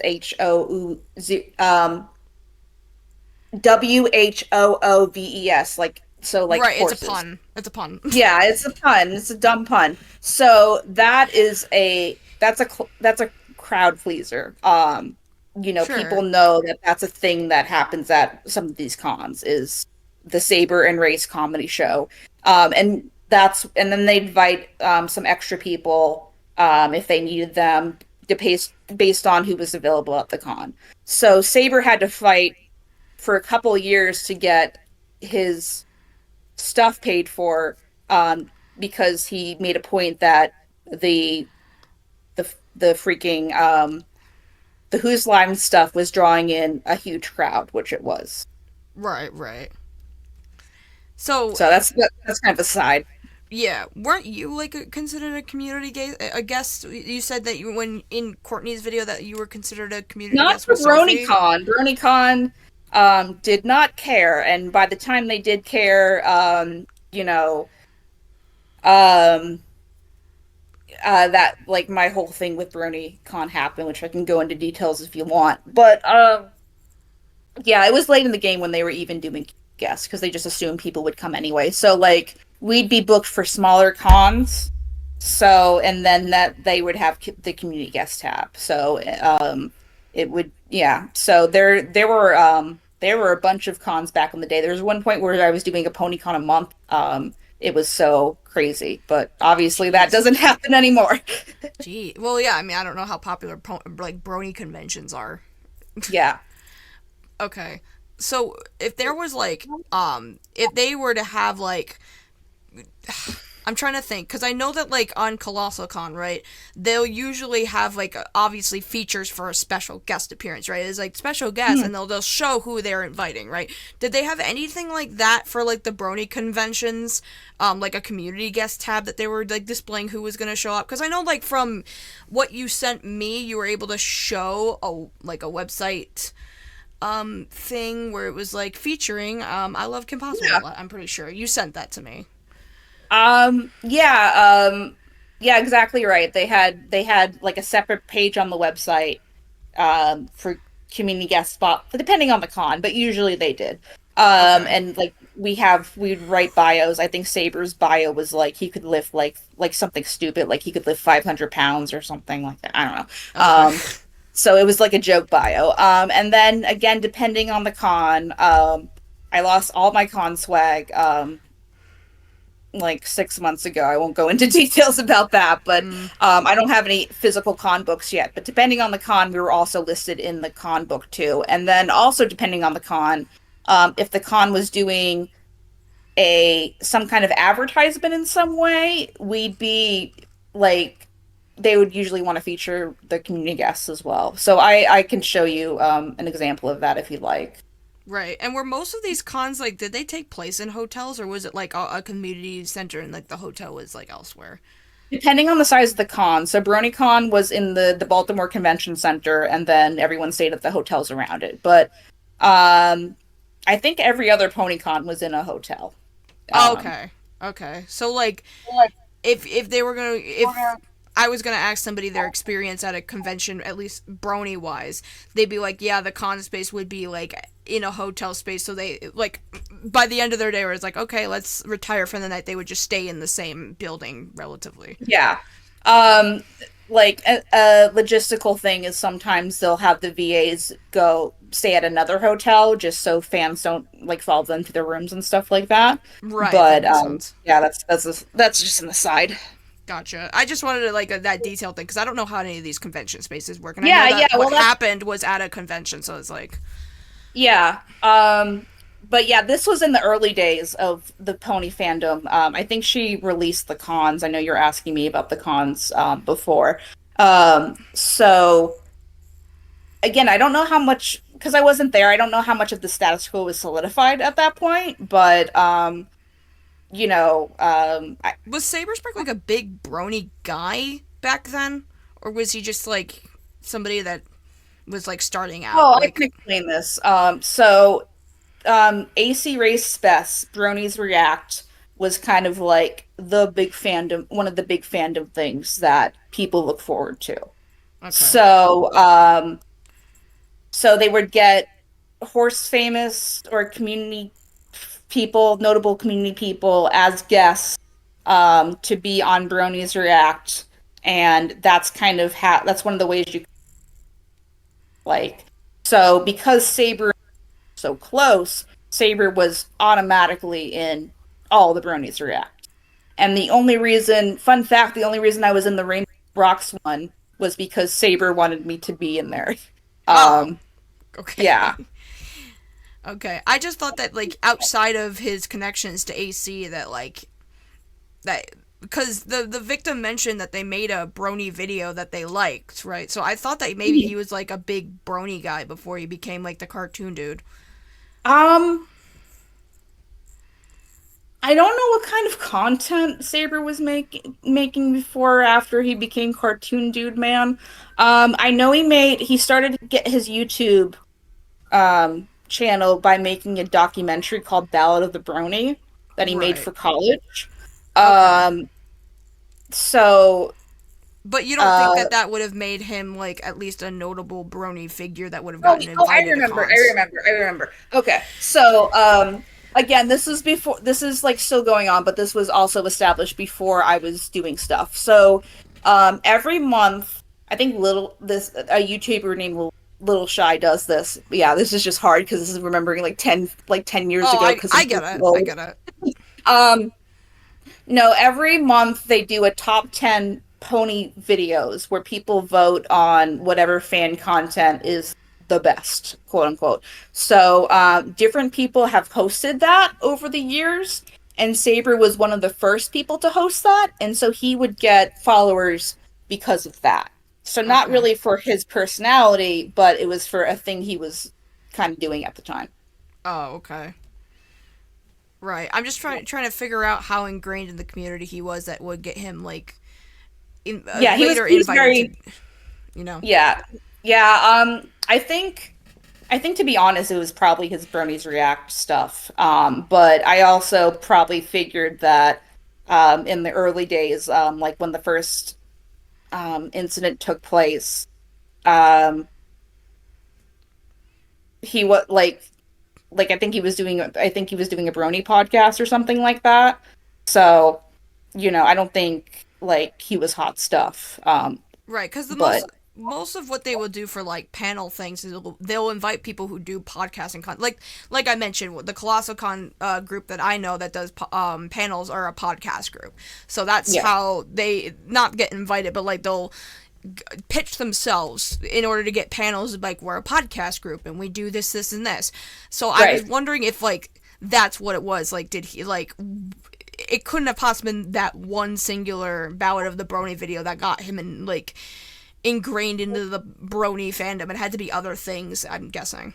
Yeah, yeah, we're getting really deep into it. No, he had a podcast called the Breakdown, I think it was called. So that's something the victims mentioned on the Twitter, just Oh, okay. for reference. So I think it's archived somewhere. But him and his friend Paleo Sthetho, which is you know, his friend guy, they did it, and I this was before I was in the fandom, so I have no experience with the podcast. But I imagine that was kind of what they were pitching themselves as back in the day. Right. Okay. I wouldn't have seen that because I'm not on Twitter. I spare Yeah. myself Oh, the okay. insanity. I Here, let spare me see. myself the insanity. I just want to get more so a perspective of like it's been a couple days. I know it's been a stressful week. And I'm sure given the backlash, right? You've had some time to kind of reflect on it, right? Yeah. You do understand why people are upset. Like, could you, like, in your perspective, explain what was wrong with the video and where you kind of because y- I know that I asked you, right? Like, I was very harsh the first time we spoke, obviously, because I was upset. I was a little upset, but like, I do want to make sure 100% that you do understand like where it is that you messed up. Because when I asked you, you're like, yeah, I understand, but like, no, sit down with me and explain it to me from your words, from your perspective. You understand where you fucked up and what it was that was the problem with that video. okay. Okay. So I made a statement on Twitter like a couple of days ago just to let people know that I was sorry and everything. And Mm-hmm. so one of the things that's been misconstrued, I think it was in the Cartoon Sea video. I don't watch the Cartoon Sheet video right now that I said this is my first time covering something like this. And what I meant was this is the first time I'm exposing new testimonies, specifically the Saber one, to like the general masses and dealing with kind of talking with victims. The Lily stuff was mostly my direct experience with Lily, and then Courtney and Britt talking in there, but Courtney and Britt's stories were already pretty established at that point. So it was just kind of like an extra thing to kind of add. So Okay. just to clarify that one. Um, So because what you people are meant like, by first time is like an independent investigation, not like addressing serious things. Because like what I think he was confused by when you said first time is like, well, you've talked about serious things in the past, right? right, right. So like So you I know mean, how to do it in decorum, but I guess when you meant first time, it was more so this is my first time doing an independent investigation. right. Which, like I guess I should have clarified that, but like even in relations to the Lily video, as everyone is telling me that I didn't really put a lot of jokes in there. Mm-hmm. Obvious like for obvious reasons. I think we were just kind of in auto mode as far as just putting the jokes in there. And then part of it was like me talking about my experience with Chris directly. Mm-hmm. So the assumption from my friend who helped me write the script kind of thing was she was talking we're having extensive conversations about this, but she was talking about how um oh, she's my mod skink if you need to know that. Mm-hmm. She's a mod in my server. But anyway, she's also a CSA survivor as well. Not that that matters or anything like, oh, it does matter, but like just for the record. And she wanted to be supportive in like a way of, tell your story however you want to tell it. And how I Mm-hmm. cope is with awkward jokes and stuff like that. Sure, So I get that. so part of it was me trying to kind of cope with the lack of responsibility that everyone was taking around Chris. Yeah, But I understand in hindsight that made the well, yeah, I don't want to say watered down, but it hurt the credibility of what I was talking about. And then I think the sure. worst of it was the piss on the moon bit. So to be clear, um, the Saber victim did watch the full render before it was came out, and Of the they didn't video or mind that of that segment? the whole video. Okay. The DA games people saw leading up to that, but I like one of them gave feedback on a render, I think, with the Saber stuff, but the other one didn't. But they were Right. aware of like the interview, and they asked us to make changes to the interview and the stuff leading up to it. So what they were talking about is um I had a conversation with one of the DA games victims about the jokes like early on, but the the way I saw it is, this is my story. I kind of want to like kind of jab at the ridiculousness of it because this whole process of doing this video, not only besides it being a lot of hard work, but it was very emotionally draining Mm-hmm. to have to kind of like, not that it's about me kind of thing, but like, so I think I used the jokes in there to kind of cope with the process of making the video and the process of making a video about this, like that it wasn't just automatically solved. So, Right. but yeah, I understand in hindsight. And I think the biggest thing, the piss on the moon bit, which I think we talked about before, but to reiterate, was originally a response to Saber just kind of being not making the best PR decisions. It was not but yeah, having it lead into the victim testimony was a very bad idea, and I feel very stupid. But yeah, so tonally we didn't change any much of the video when the victim came forward, and that was a dumb move. But yeah, I think part of it was just kind of cope through the process of making the video and me having to hear like these horrible stories over and over again via the editing process. So Mm-hmm. not that that is an excuse, but I guess you can. I hope you can see where I'm coming from with that. No, I No, understand, and sure. I've already told Oh. you this, right? Because if I also put little jokes in my videos, right, about serious Mhm. shit, I can't talk shit, right? I'm not gonna criticize you for your tone. Like, I clearly would be a hypocrite if I did that. I told you my problems with the video was mostly how disorganized it really was, and how because it was so confusing to understand what was going on, it was very hard to wrap around like what the actual, if there were any serious allegations in there, what they actually really were. Like I've seen this video twice and I still am a little confused of what the hell DA Games even did, you know? Like No, that's fair. That's fair. No, I mean that's why I'm even talking to like we're mostly talking about stuff related to the Saber victim because I want to make sure that like the correct information is out there, first before people start kind of assuming things. mhm. So, I'm not here to, dismiss myself from the video. Like I got to think about that more I got to think about how to deal with that more, but that's an aside thing.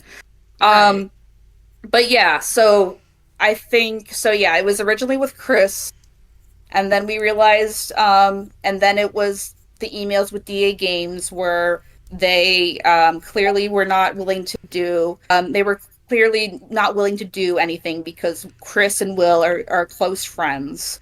Mhm. So I knew going in he wasn't getting fired, but I was like, hey, I felt like it was fair to be like, hey, we're gonna release a safety report about Chris. Do you guys want to do anything before we do that? Um, and they, yeah, so that was what you read in the video is like basically we're content to not do anything. And I'm like, Okay. and then eventually they started using British law to try to threaten me. And when I looked up British law, it didn't add up. So I believe Laurie, the HR person at DA Games, uses a lot, like is a Kiwi farmer person, and uses a lot of scary language when victims want to come out. Like she's used similar tactics with the other victims Mhm. um, before, and even this is not public information, but it will be eventually. They hired a law firm to send me a cease and desist Oh. in Britain, but I know what a cease and desist is. And they were kind of really sloppy as far as presentation about it. And you Gotcha. can't cease and desist something that isn't existing in the first or hasn't existed in the first place anyway. Right. So, but yeah, they were. It was what Will needs to do is own up to this shit and say how he's going to be better and say how he's going to protect the kids in his community or not have um and he sounds like he's from what the victims have described in the interview he sounds very mentally ill. I have no relation with Will, so I don't, I assume they're correct. And he needs to step away, but it seems like everyone is enabling him because they are supported financially on his business. Mhm. Um, and that kind of creates like a whole pattern of like enabling, I guess, within everything. So, I think Will is really embarrassed. Well, I don't know. I don't know Will that well, but Will might be just kind of doesn't want to harm the company's reputation by admitting to allegations that are documented and logged. Yeah. Um, but I don't think that's really working anymore. Sure, because And for the DA stuff, as far as I'm like, as I've come to understand it, there's like a paper trail, right? There's stuff from their Discord server, screenshots, and all that yeah, other stuff. I can give you the document if you'd like, but yeah, that's I I think I mean the have majority. access to it, because I think it was posted in one of the servers I was in, because I was asking about like where the mega thread of the information was, because I think you provided it in your description, but then the video got The video went down. Yeah, that's fair. yes, and I went to Um, grab that before, but somebody grabbed it for me, I think. yeah, and then I have a personal anecdote from that. So um, the other thing too that I wanted to add is the reason we even had a the beginning section where we were going over the Reddit comment. So for those who are unaware, there was something similar that happened in 2016, and basically four friends, two that had like one that had a positive experience working for me, one who had a neutral one who was fired, and then one who had a negative one but never voiced it to me directly. So I released my animation called A Different Perspective, which is like an independent story in the My Little Pony universe. And the flaw with that is I developed like so at the time I was so confused because I was like, who hates me enough to target me? There was like a I don't know if you're familiar with the situation, so like stop me if you've heard it before. But there was an A on Twitter where they were like doxing me and you know, Is this in posting. is this in regards to like the Reddit thing that you had in your video that you were responding to? Is this what this is Yeah. about? Yeah. Oh, okay. Yeah, to backtrack a little bit because I got a little out of order. So the problem with so we did different perspective, which is a pony story, but it featured my OC in the narrative of My Little Pony, and I realized that that wasn't the move because people don't can't reassociate the OC with like canon stuff, and if I was going to tell that story, I should have just made an OC instead of just using my pony avatar. Um, but people were dunking on it, which they're fair to dunk. You know, criticism is fine, and that's kind of how those four started talking. So I developed so the whole fandom turned on me based on what was coming out, or not coming out, but what was being described, and so it was very devastating for me as like serving like really loving the fandom and loving my presence and stuff like that. So I developed pretty bad PTSD from it, um, among other things. But I was afraid that even though I've addressed it before, I was afraid that bias would affect the rest of the video. So obviously, as we previously discussed, that had the opposite effect because most people, or a lot of people, were coming in not knowing me, and it looks like I was pissy about one Reddit comment, and I had to do a whole like half-hour section about one Reddit comment. But that was the context. And to further clarify, going back to Will, so um, it uh, so the main person around like on the Twitter was named Michael Boggs. He that's how he goes. So he works for VisiPop now, which bothers me, but that's besides the point. Um so and he was the one who was fired from the team because he lied about his age at the time. Um so he the basically the confrontation with Boggs that that is that eventually got him to admit to like just straight up harassing me, even though he was warned not to do so, was to give to Will as proof that like, hey, this guy has done something seriously wrong. I think he needs to be let go. Mm-hmm. So that was even the first and only time I talked to Will was during that situation. He said he was going to try to help, but I imagine things kind of fell off the banner after Chris started talking negatively about me. But regardless, in the public statement, I think I talked about a little bit of the video, but to be clear, the public statement that Will made about the firing of Boggs did not mention any of the shenanigans he was up to and called him a great person. So, that just goes to say how controversy avoid Will wants to be. Like he doesn't want anyone to have like they get mad, like you heard the interview, but they get mad if people draw fan art. It's ridiculous. Okay, so the whole reason why you even addressed that entire Reddit thing and even like responded to it was because it was somewhat in connection with this other person that used to work at DA Games. Is that what you're saying? No, I'm saying I was afraid people who had not watched me in a long time would just remember the controversy without watching the video that kind of breaks down the controversy, and they'd say, "Oh, KP's icky. I'm not going to believe her, and I'm not going to believe these other victims." So it was trying to Oh, kind of so deconstruct that quickly. you were trying Go to ahead. clear up yourself before you were like, here are some of the victims that are coming forth with their allegations because you Yeah. feared through proxy they wouldn't believe it because it's coming from you. Yes. Okay, I suppose I understand it from that perspective, even though I still don't think that was quite necessary in that video, but I get why, I see why that was included now, because I was very confused why that was ever included.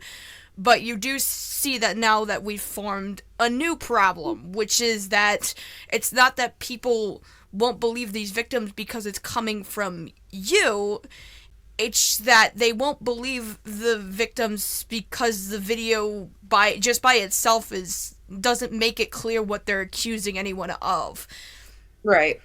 So that's kind of a new I thing. mean, again, that's why I'm here to clear up misinformation that I fucked up. Because yeah, I think we needed like definitely needed more third party. Oh Um, yeah. You yeah. agree that you were a bit too ingrained in this to be a unbiased party to address this, right? You Well, get I that? mean, yeah, I don't want to use this wording because like I don't see it like this way. Like Chris did something icky, but you know, like at the end of the day, whatever. But like DA Games has hurt me too because of this. So like that's Yeah. also a bias that I didn't really realize And at the also, time. like, the first conversation we had together, you mentioned there was kind of a catharsis to making that video. Like, in what Yeah. way? That I mean that was the reason for my tone to clarify that I was finally getting this out there. I could finally tell the story my way with all the me in there and that these people were going to be held accountable for their like their behavior finally or so I thought. So like it was still hard to talk about in general just because of how upsetting it was for me. But um, yeah, that was kind of like, the idea was like even after everything that's happened, there's still like a little part of me that's just glad that the video's done with, just because it was so stressful to be doing a video like that for everyone. So, Sure. Like, for me, I've explained this to a couple people that asked me about this because they've recognized my voice in it and they're like, what's your opinion on this? Like I said, I always assumed that this was going to be like DA Game's bad, Saber Spark a hypocrite, that kind of thing. But as mhm. we're more so discussing it, it's for me. I how do I word this? The words were there and then they left me. Unfortunately, no, I got it. They're come and go. Um, as I'm more so talking to you about like the intentions and how this kind of came about, for one, I think we can both agree at this point that you were way too ingrained with all of these people that that bias was going to always inherently be there because of like personal things that you had that was that was like, oh, I used to be friends with them and now I'm not because of a falling out, so therefore the biases would have been very apparent. But also, here's the thing, right? Because when I explain this to people, I'm like, she's gonna make a video about this guy she once worked with who sexually harassed her, and I had no problem being a part of a video where you're telling that story, right? I'd be like, you know what? Girls support girls. This girl was sexually harassed. And I think what Chris did, considering I heard the whole confession call, I think it's shitty. Do I agree that you should have not recorded that without his permission? No, I don't agree with that, but I get why you did it because of a safety concern. Not that it's still not shitty, but like you get what I mean. Like, this girl is Right. harassed. She's gonna tell her story about this ex coworker that is has harassed her, and she's tried to alert people to this thing that he did, and they just ignored her and called her a liar even. And if this whole video was just about you and like you sharing that experience, I don't think anyone would have had an issue with the video. Would it have still been a little confusing? Maybe. But like at the very least, it'd be like you telling your story. When you included all the other victims, it felt like it was more so like a validation of why you hated all these people instead of just focusing on your personal grief. You know what I mean? Yeah, well, I mean, like I said, like somewhere in this call, we've been talking for a while. Yeah. That yeah, is the reason I didn't talk about my Saber experiences before that because I is because I didn't think it was fair, and I felt like this incident kind of crossed the line in that. But I think we needed third party feedback anyway because as being so close to the case, I misassumed people had information that they did not have. So that was Sure. also a big problem with the video. Well, and also, like, you said that the tonal issues was more for your benefit, too, or for you to cope and everything. That's totally fine. Like I said, tone's not obviously the strong suit. I'd be a hypocrite if I said anything. But if it were your story told that way because it makes you feel better, that's totally understandable. But when you include other people's testimonies, you have to at least adhere the tone to them as well, because how they want to tell their stories may not be the same way how you would want to tell your story. How you want to tell it is through the jokes, and that's totally fine because that's your thing. But when it comes to the other people involved, they're kind of invalidated with their stories because they're not telling it in a way that they want to tell it, just based on the fact that it's mostly dominated by the tone you want to take. You know what I'm saying? Yeah. Yeah, well, like we've already talked about, I've never done uh, a video like this before because the Lily video was pretty straightforward. It was my experiences, and then we did some interviews. So I kind of thought this was like kind of similar but kind of different. Mm-hmm. Where it was like me talking about experiences, and then we'll have some victim interviews at the end just to kind of reiterate some of these concerns. So Sure. so yeah, and yeah, I mean, yeah, I've been, it's been reeled into my head about everything that's wrong with this video, so I get it. Right. I'm not here to remind you anymore. I'm sure you're very aware. But just so you know, just to kind of wrap this up because we've been talking for a while. I'm sure you have things to do. Um, in future reference, do you plan on doing anything similar to this ever again, or? Um, I don't know. Like right now, I'm saying no, just because like, these are my exact triggers that have been activated, and it has been hard. And I've had to eat a lot of edible, well, not a lot, but like I've had to eat a lot of edibles to get through this week. And it's nice to be reminded that I have so many friends that are saying, "Hey, I saw the video. Are you okay?" So for the record, Kayla, another person that was in the video, also had that tone. I was like, oh, thank God someone's not going to treat me like a fucking monster who did this on purpose. Well, it's hard, because I don't know anything Yeah, about you at all, right? I've only had a couple of conversations with you. I want to assume that what you're doing is the right thing, but I just think that you were a little too driven by the fact that you were so interconnected with everyone to see it from a third party perspective. That's the right. thing. Like, I feel like this definitely if you wanted your story to be told by just you and your personal experiences, then that would make more sense, right? But I just feel like you were way too into this. Like, you knew too many of these people and you were already kind of upset with a lot of them anyways. That, like, when you get all these other stories about, oh, here's other examples of how they're bad, and it's not just like your personal grudge, you can be like, oh, here's more of a justification kind of thing. So I just think that you definitely should have removed yourself when you realized that there was way too much of a bias on your end to ever cover this, because it was never, because of how personally invested in how you knew these people, especially since one of them was your employer. There was no way in hell this was going to come across as anything but incredibly biased. Right, right. Well, and then you have to remember originally it was just going to be me, and I added the victims. Like, I mean, at the time, I felt like in good faith to get their stories out too, since I'm here anyway, kind of thing. But, Sure. hindsight is hindsight. Yeah, of course.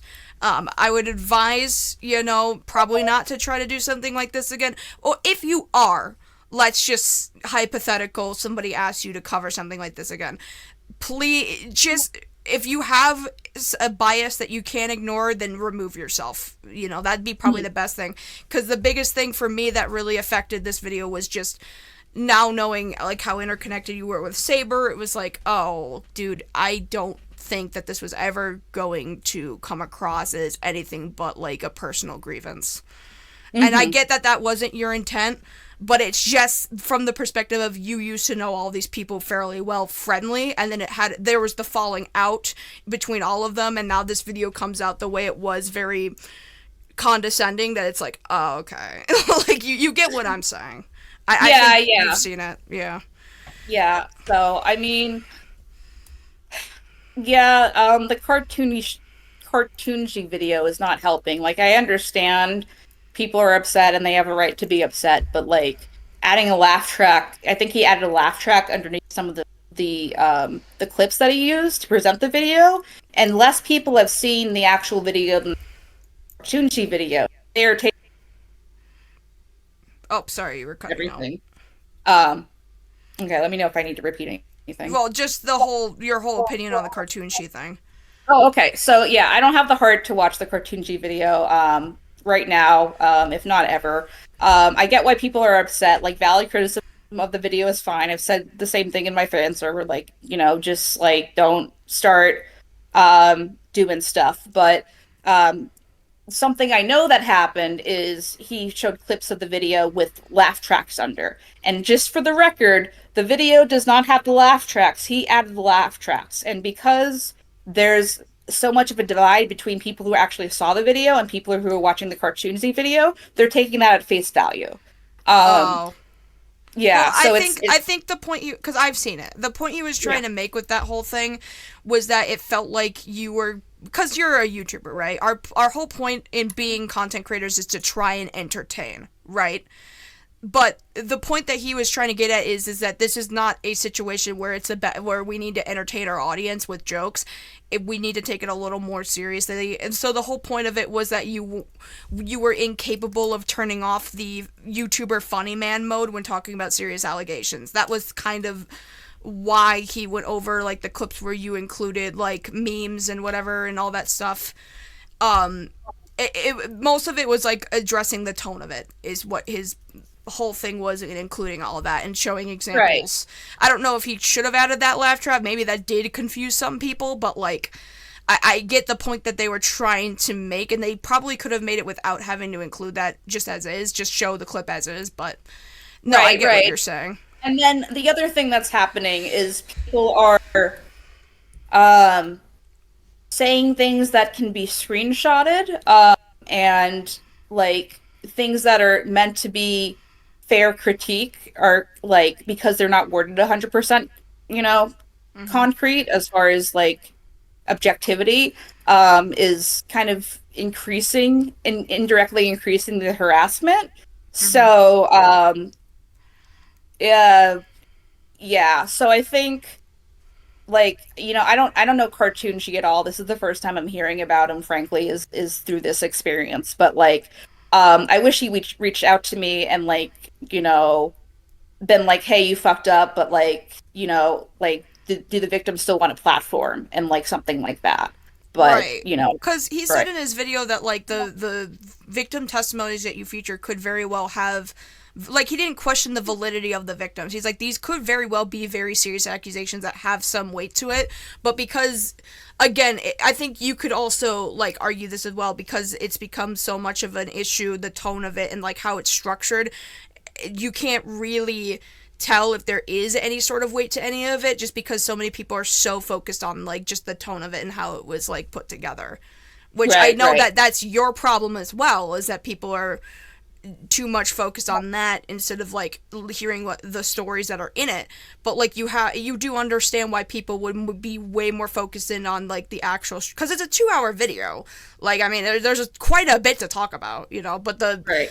dominating thing within that 2 hours is just how none of it made any goddamn sense. But Oh, um yeah, I did just want to make sure, because I hope you're okay with this. I was going to let people kind of hear this call because they want to hear your perspective on it, and they want to at least include it in their coverage so that, you know, at least your side of it is kind of out there. And I hope that you're okay with me sharing that at the very least, right? yeah, I think my only concern right now is like I still want time to think about how to address it publicly on my own, so I don't want this to be the defining thing. But like Okay. with other creators and stuff, that's fine. And then maybe you Okay. can ask me later and like I'll change my mind. So I'm not really worried about anything in this, or like Yeah, I'm just letting you know very much, like, this is going to end up probably in other people's coverage, just so you're yeah, that's very that's aware. fine. That's Okay. fine. And there is one more thing I think that should be stated. And I only want to ask this I understand you and Courtney are friends. I am not asking this for you to turn on them, but I am asking this because their behavior very publicly with how intergrained they are in this video, as well as their Gabe coverage is kind of interconnected into all of this. There's people who are very peeved, let's say, about their behavior in the live chat, because this was something that was also addressed in Cartoon She's video, that they've been kind of going on a tirade about how people are kind of reacting to it, and especially with this, there was a CSA survivor that was very critical, and they were very rude to them in live chat. Can you just kind of, not that you have to answer on their behalf, that this is their behavior, not yours, but considering that you featured them in that video, and this is their behavior that reflects not on you and your character or your video, just like, because they're featured in it, right? So could you at least let whoever know that, like, at least the things that are going on with Courtney, like, how you feel about that personally? Right. You don't have to turn on her. Just, give your honest opinion. Turn her into the internet police. No, I told her at the time that, like, I get that she was trying to help me with the, like, defend the video, like, in general, but, I told her, like, that I was kind of frustrated with things, and I went to found the person that was rude. She was rude to on in the live stream, and I apologized, and I tried to get Courtney to apologize, but Courtney did not want to apologize. Courtney has opinions. So, but yeah, two things to factor with Courtney, like right now in general. Again, not that this is an excuse, but just maybe like something to consider. Sure. So they are going through a hard time right now because it's a death anniversary, or it was on Monday. So their mother-in-law, or their boyfriend's mother, basically at 60, died of a stroke and dropped dead, and they had to like clean up the bodily fluids and stuff like that as well.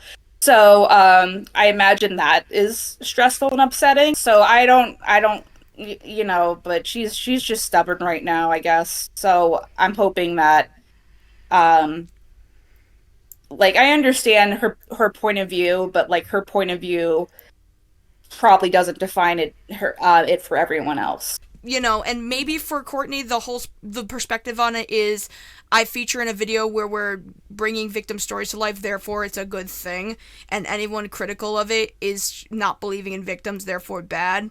Like the black and white, like, two sides thing. But it's not that it's impossible to view things in grays, it's more so just like very much a distinguishing of, like, good versus evil kind of thing. You know what I mean? And right. I don't see that as an excuse for her behavior, but I do understand it, right? I still think she should apologize? Yeah, but, like, I feel like people are very much like, there's no excuse for this behavior, but they won't end up listening to an explanation of behavior. Like, they'll see an explanation of behavior as an excuse. I'm not making any excuses. I still think it's shitty. But I do also acknowledge that mental health is a thing. Yeah, so, I've asked her to apologize. She doesn't want to. Like, so I get it. I assume the girl who was talking. So the problem for people who are not aware is that she worded things like, as a CSA survivor, and then I think an opinion about the video. Mm-hmm. And Courtney saw that wording problematic because she felt like she was using that to justify her opinions on the video. Right. Yeah. So, I'm sure she meant well, at least from my perspective. But I see why it, like, for lack of a better word, upset Courtney. But and then for the record too, I'm not friends with Christian. Like, please stop asking me. Just in case anyone was aware, Christian is not in the chat. So I had some Twitter interactions with them before the mother incident. I was not aware of Christian as a concept before that. I was just being like, usually respond to people on Twitter if they're nice or whatever. So, you can check like my history to see all that. So, Christian has been to BronyCon before, I think twice, and they have given me fan art directly in person before. So that's weird to think about. And then once, like, they tried to room with me in a con hotel right Whoa, before the most stuff what? came out. Yeah. And I was like, Wow. nah, thanks. Like, I was asking for mutuals to share a room for this con that was coming up, and Chris thought that they were a mutual and offered to share the room, and I was like, uh, Dude, if I were ever um, approached by Chris Chan to bunk with them at any place ever, I think I would die. I don't think I'd be able to handle the fact that I exist in that same reality where Chris Chan knows of my existence. right, but you can't really like understand Christian until like you understand Christian. So I was just like, they're a little weird, but it's a Brony convention. Everyone's a little weird, like whatever. I'll Yeah. be nice. Like, and then like after the mother stuff came out, that's no bueno. Very much And not bueno. so I've tried to decrease my interactions with them, but they are actively a fan. So they are now kicked from the chat, and they were also like a year or two ago, or maybe even longer, for like before that. We found them in the fan server that they've been kicked out of for like a very long time. So Okay. not a fan. Right. No, they are a thing that exists on the internet, but and they like the content, but that doesn't mean I want to be friends with them. Fair enough. I wouldn't want to be friends with them either. But I think that's good. I'm gonna probably head out and have this on recording. We've gone about this for another 2 hours. I don't know why this keeps happening. But thank you for at least sitting down and explaining that for me. I do appreciate it because that. Yeah, well, as you can imagine, I feel horrible, and I just kind of want the victims to get their spotlight. So I haven't decided how or if I'm going to like to do that, but I just want to like do what I can right now that is like for people that don't yell at me. So thanks for not yelling at me, you know. I get it, right? Um, But you know, in terms of like, because I want to make sure that like you have some public thing out there. Are you going to address this whole thing publicly in a video format or like in a statement thing or what? I haven't decided. As we've been talking, the Saber victim has been DMing me stuff, so I haven't had a Oh, chance. But I okay. think we talked about this earlier, where they were ill and in the hospital. But I wanted to touch Yep. base with them before I made a decision. Okay. Um, All so right. I was just making sure because probably, if you are going to, I want that to come out first before we, you know, because like the whole idea is like talk about like try to bring more clarity about the uh the train like wreck. Yeah, I yeah, get the it. train wreck. Like address your video as the train wreck it is, but also like look into the allegations you're actually making and like be like let's have an actual conversation about it. Like Right. basically the And video will be how not to address allegations. I assume because I'm not making it somebody else, but like I assume that's what it's probably gonna be. yeah, I mean, yeah, at this point, like, I just want people to focus on the victim stories and like, I know, like, this is what I meant on the tweet that I had of just like, I know dunking on me is fun, guys. Like, so that wasn't meant to distract. That was just kind of like acknowledging Yeah, that. Yeah. So, but I like a video about the victims or even including the victims, I feel like is going to be a lot more beneficial than just like OKP made some bad choices, woo woo. right. So, I guess I and should then I guess I should ask this if we are gonna like speak to this person, right? Like just to see their perspective. You said that like I think you mentioned while we were talking that there's not a whole lot of evidence. Is there not very much like a paper trail in regards to all of this that's going on? Like, do they? well, the problem is that this a lot like it was 2012. So this happened through Skype, and Skype, for those who aren't aware, is getting deleted soon. Mm-hmm. So, you know, there, I think all of the records, like, they've checked and they're not there. So unless there's some way to like hack a Skype thing to get chat history, which, you know, is above my pay grade, someone else can help them with that. They're victims on Twitter if you know how to do that. Mm. So there are hypothetical Skype logs, um, but they're in the void of the internet.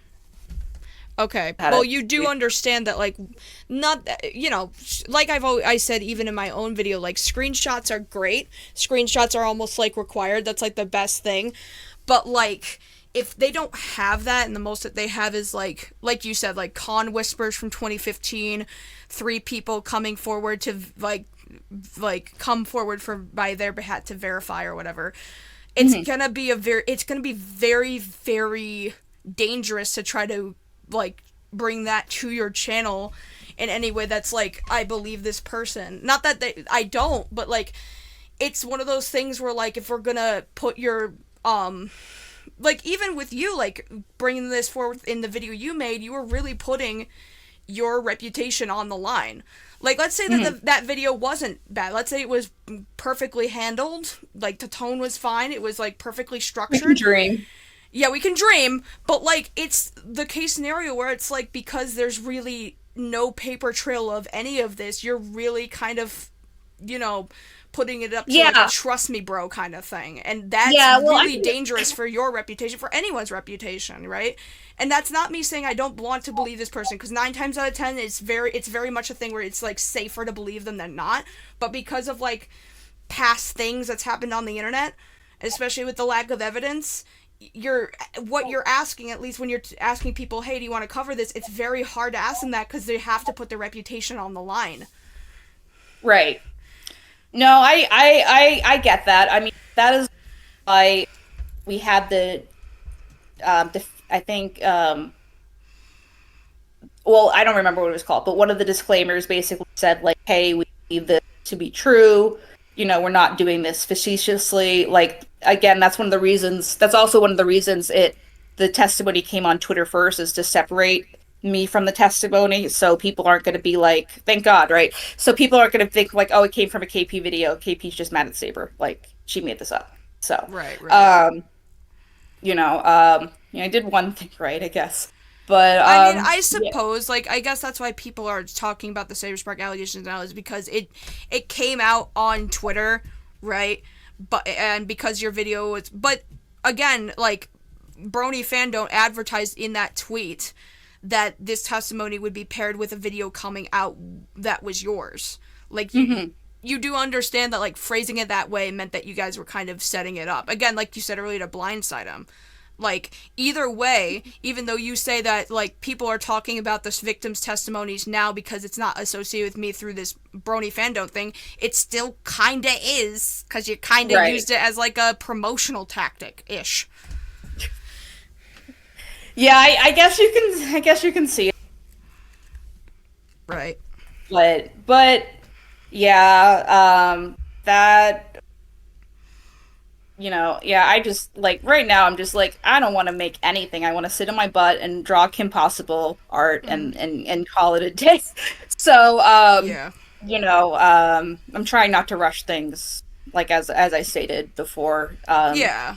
And, like, Yeah. I think I've said this in a couple videos too, that, like, a time frame of, like, when you should respond, if you plan to. I honestly don't think it matters either way if you do or you don't, but, like, it's one of those things where it's like the time frame of how long it takes you to respond doesn't really matter for me all that much, because that means that you're at least taking your time with it. It's more so just like, I already told you in a previous call, like, really do consider what everyone's saying, because I think a lot of it does have a lot of validity, and especially with how interconnected you were in all of this, it was going to be very hard for you to sell this as, like, not a personal grudge kind of thing. I get that that was Right. not probably your intention, but, like, the bias will always be there based on, like, you know, how Right. Right. interconnected you were with all of this. So, but I Yeah. I think that was a good conversation. I do hope that things go better for you. I mean, I do hope that you take this as a learning opportunity, of course. Yeah, well, again, like, to tie it back to the testimony, that's why we're taking our time with it. I'm not like trying to rush something out just for the sake of appeasing the public. So right Hmm. now I'm leaning towards like just audio only, just Q&A about the video similar to this, but I haven't decided yet and gonna talk to the Saber victim before I really do anything right now. So Sure, um and also just take some time offline and like, because I get that like the overwhelming thing of like the internet bantering on you, it's maybe hard to really sit down and reassess like where it went wrong based on like the comments of angry commenters or whatever the fuck, that kind of thing. Like it's like, yeah, right. feedback's great, but when it's all like just this fucking internet slang dog pile, not dog pile, I don't, you get how the internet talks very harshly and just like makes the whole thing like a big like, you know, You know, yeah, like a spectacle big thing, bubble. like a Yeah. spectacle thing. So to remove yourself from the spectacle and be like, okay, this is where I fucked up, and kind of like, you know, branching it out to this and this, you know, make a Venn diagram, I don't fucking know, just, you know, have some introspective that does listen to parts of the public, but also just like, you know, based on your own personal character, did that make sense for you to make those moves? And if it doesn't, if it's something that you would look upon and be like, wait, why would I do that? I would never do that. Then it's like one of those things, like a, Yeah, I mean that's kind of the generalized problem right now anyway, is because people don't really know me well enough and just assume that my intentions are bad because like why else would like I talk about it in a happy tone kind of thing, like for example. So I get it, like well, I that's the internet I for you. think to make a coherent thing, like if we're gonna both agree on something, like you do know you fucked up, but did you fuck up because it was malicious, or did you fuck up because you were just really irresponsible and reckless? Um, Mostly I would think the second one. Yeah. But you know, like again, if like I'm a public figure, you're allowed to believe what you want, just don't Yeah. don't harass me, please. Sure, yeah, I get it. Yeah. I just want to get like a fair like assessment from everyone that's based off of what you have to say and based off of what everyone else has to say, cuz it's one thing to make assumptions, right? And people will have their opinions. People can assume whatever they want cuz we're public people that put that out there on the internet. But, you know, I like at least having that conversation cuz then I can approach it from a perspective of this is what they've told me and this is how they assess it, right? So it's like, you know. Right, right. I get that.